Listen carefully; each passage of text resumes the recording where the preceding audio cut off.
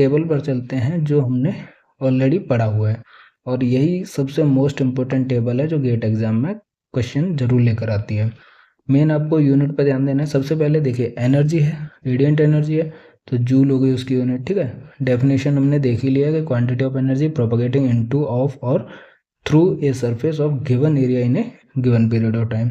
वहीं दूसरी चीज़ है वहाँ पर रेडिएंट फ्लक्स है, जो कि रेट ऑफ रेडिएंट एनर्जी था, कि रेट एट विच फोटोन्स और क्वांटा स्ट्राइक अ सरफेस, और in other words rate of flow of radiant energy onto और थ्रू ए सरफेस क्या कहलाता है? रेडिएंट फ्लक्स कहलाता है। तो इसके अंदर क्या है? जूल पर सेकंड या फिर वॉट यूनिट है। ठीक है, तो आपको दो चीज़ें याद रखनी है, एक तो टर्मिनोलॉजी और दूसरा यूनिट। ठीक है, इस टेबल के अंदर तो हमने देखा एनर्जी का जूल हो गया, रेडिएंट फ्लक्स जूल पर सेकंड या वॉट हो गया। वहीं तीसरी चीज़ है रेडिएंट इंटेंसिटी। ठीक है, तो डेफिनेशन क्या है कि radiant flux leaving a source per unit solid angle in a given direction angle है, तो वॉट पर स्टेरेडियन हो गया।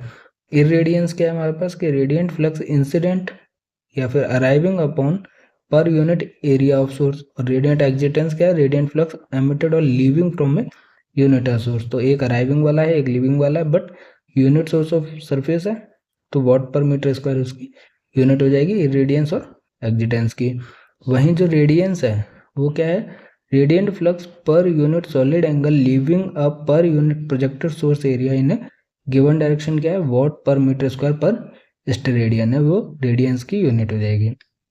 तो ये सारी चीज़ें हमने देख ली हैं। ठीक है, और इसकी यूनिट जो है वो सबसे ज़्यादा इंपॉर्टेंट है। रिफ्लेक्टेंस क्या है? Reflected energy divided by the incident energy है, तो परसेंटेज में यूनिट होगी। एल्बिडो भी सेम चीज़ है कि it is the ratio of electromagnetic energy reflected और diffused by a surface to the total incident energy, तो इसकी भी यूनिट जो होती है वो परसेंटेज में होती है। ठीक है, तो एनर्जी हो गया जूल, फ्लक्स हो गया वॉट, इंटेंसिटी हो गया वॉट पर स्टेरेडियन, इरेडियंस एक्जिटेंस हो गया वॉट पर मीटर स्क्वायर, रेडियंस हो गया हमारे पास वॉट पर मीटर स्क्वायर पर स्टेरेडियन।